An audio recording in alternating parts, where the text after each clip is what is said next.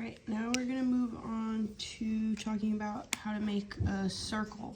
And circle is a foundation that sort of builds on the triangles and talks about, okay, like this is great for rigid shapes, but now we want to talk about creating more organic forms. So thinking about how to create a curve, and also what this is going to do is show how we can actually follow a shape that we've drawn and want to copy in tapestry. The first thing that we're going to do is actually take a nice bold marker and draw the circle directly onto the warp, and leave 2 warp ends on each side. It's just, if it comes too close to the edge, it becomes tough. So just leave a little bit of space and get the circle as close to the work that you've done without getting your marker all over the yarn. And it doesn't have to be absolutely perfect, just do your best. And I can see this pretty well, but it's probably pretty difficult in the camera, but there you go. There's that circle marked on the warp. And that's a really great way to mark out your shapes if they're pretty simple. If it gets more complicated, what you do is you actually draw on a piece of paper, and then we can tape it directly behind the tapestry, and you can see through into the drawing as you're working. So that's the first step, and then I'm going to do a little bit of drawing to show you how we're working this in parts. Here is the width of our sampler, and here's where we've drawn in that circle. And so we've worked up to here, and now first thing that we're going to do is just fill in whatever space is left between your work and the bottom of the circle. Just, going regular back and forth until we hit the bottom, and then you can see there how your work's gonna have to split in 2. And essentially what this is 2 triangles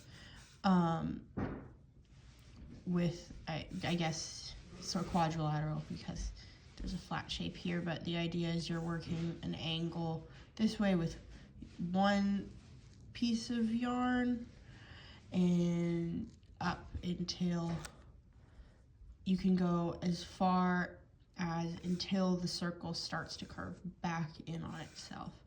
Because if we kept going from here, because there's nothing woven in this area, the work would collapse in on itself if we started to bring it back out again.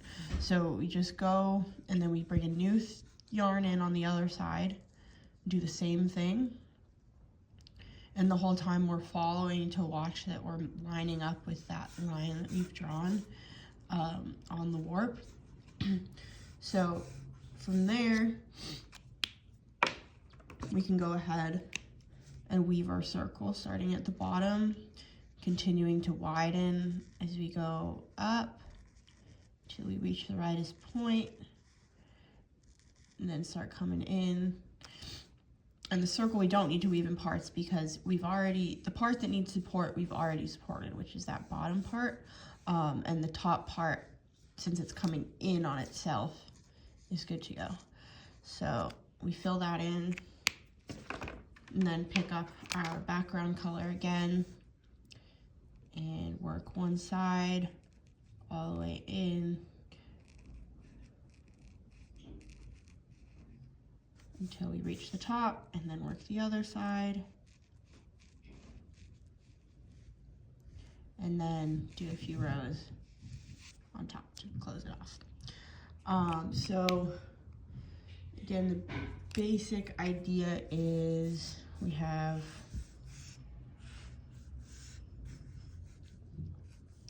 Um,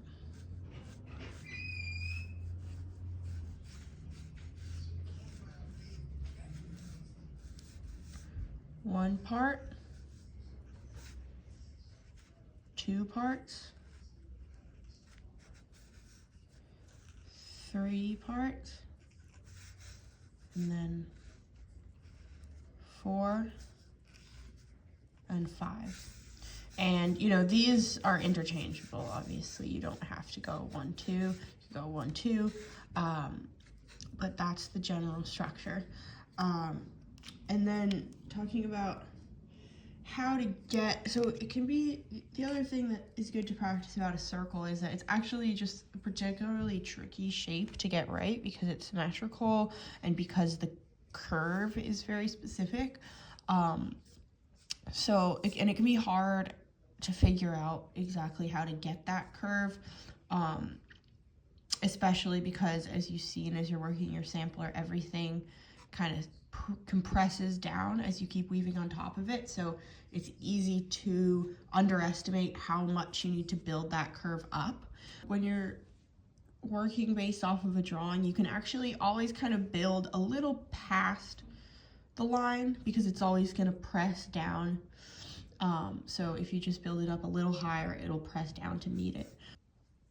So that's one thing to be aware of. And then the other thing is that people tend to make a mistake where they have they don't give a lot of flat space on the bottom of their circle or on the sides, and they create a shape that can often turn out sort of like this. And so a tip to make sure you get a nicer circle is that actually you want a pretty decent amount of flat space on those 4 sides. So it goes like flat and then just building it up a little, then a little higher, maybe one more, and then flat again.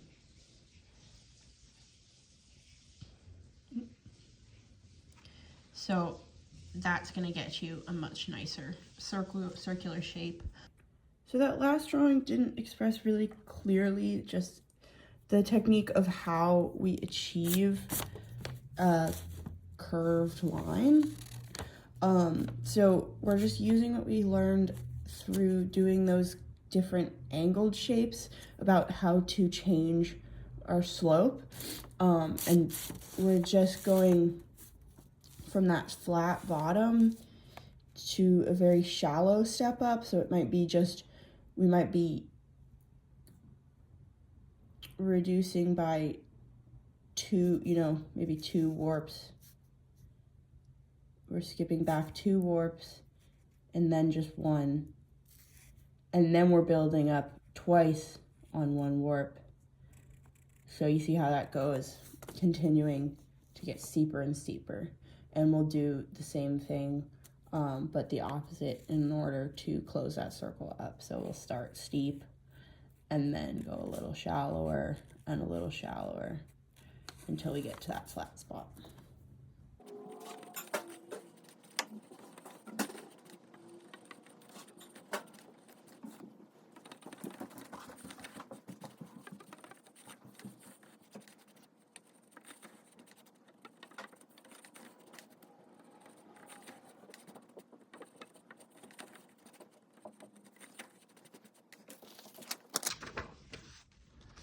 So as you can see, I've hit the bottom of my circle, but I'm actually just gonna go a couple more rows until I just barely can't see the bottom, because like I said, I want to make sure that when everything gets pressed down, that it's actually going to line up with that shape. Okay, now I'm going to start with this end, and I'm going to start out right here because that's where I can see that line starting to emerge.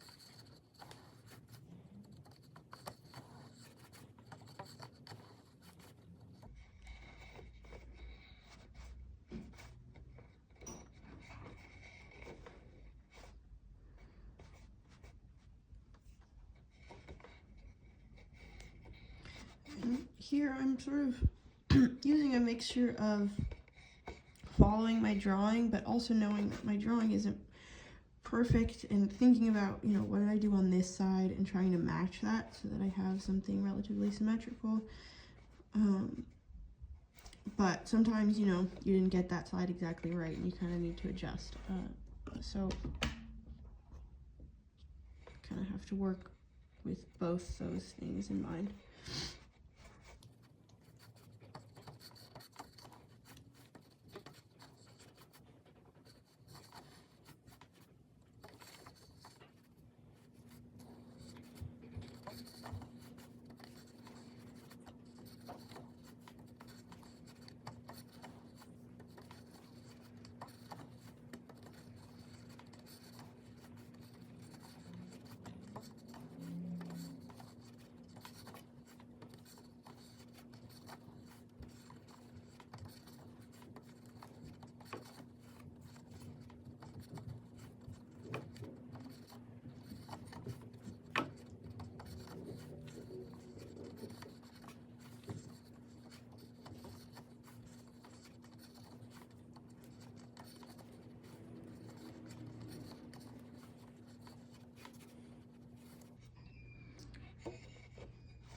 Alright, now I've reached about halfway on either side. Alright, and starting from one edge of the bottom flat section,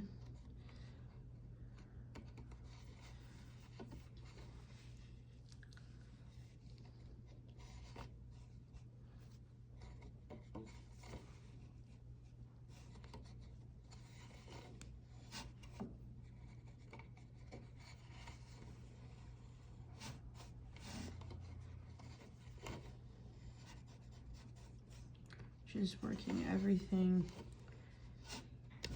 the same but opposite in order to fill all the space that I've left. And again, taking into account, like I was talking about with the triangles, if your yarns aren't exactly the same width, sometimes you'll have to adjust for that. So I might end up going back and forth less with my green than with my white because it is a bit thicker. So I'm just going to use my touch, kind of seeing how they press down in relationship to each other, as well as just visually seeing how they're lining up.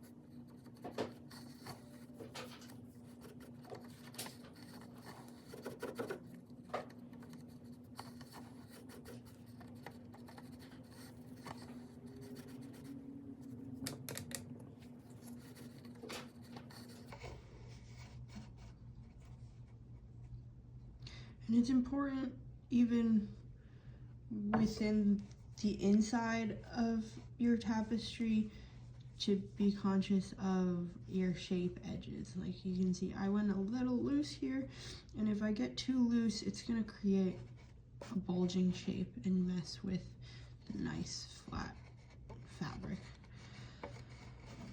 So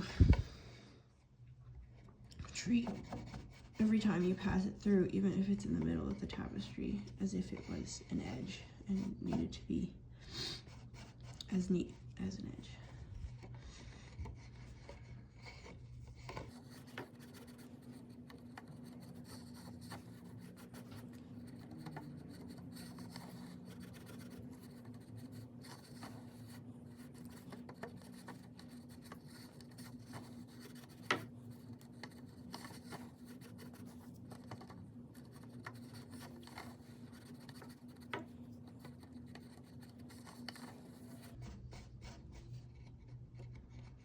You can see how many times I'm going back and forth on that widest section of the circle, and what I'm looking for is for this shape to match about what that bottom is. So I'm going to keep going just a little longer.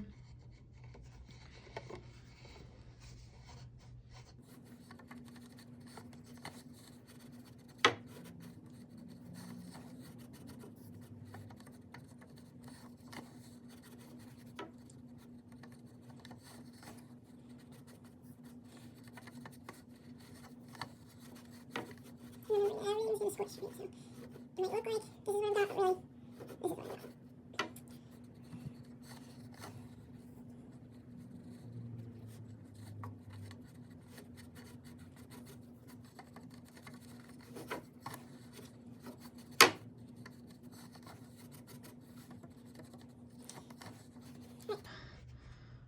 This is about where I'm going to want to start decreasing again. I might actually pass back and forth a few more times again. Every time that you're tempted, you think, oh, I'm probably done. You probably need a couple more rows. The circle is really tricky in that way. It's really, really easy to turn it into an oval shape.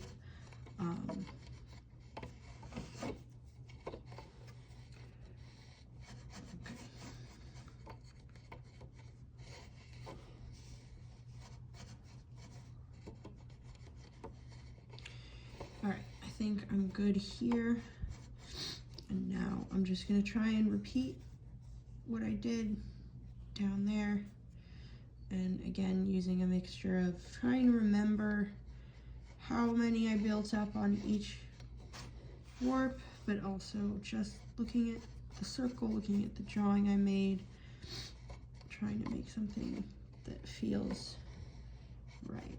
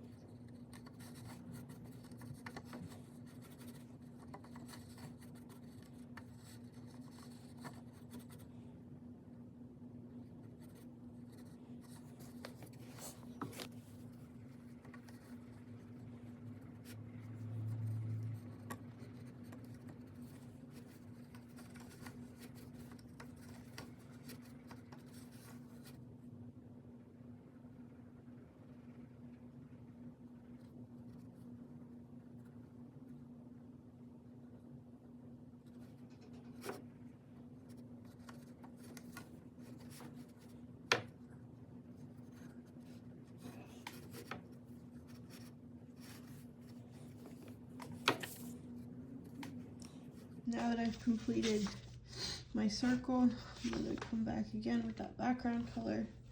It's really not that important that it's perfect unless, you know, for some reason, say you wanted to do a really perfect circle for your design, but that's really kind of a very difficult thing to set out to do. It's not just difficult for beginners, it's difficult for anyone.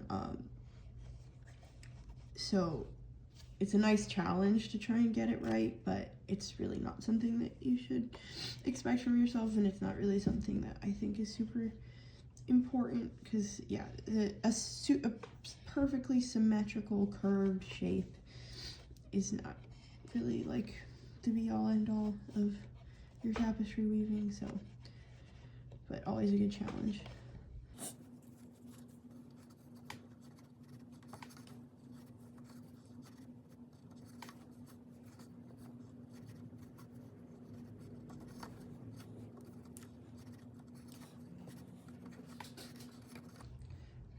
And keep, when you're weaving these ends up, keep pressing them down, because since they're only going between a few warp ends, they have less support and they'll tend to squish down more, and you'll have to weave a few more rows in order to fill the same amount of space.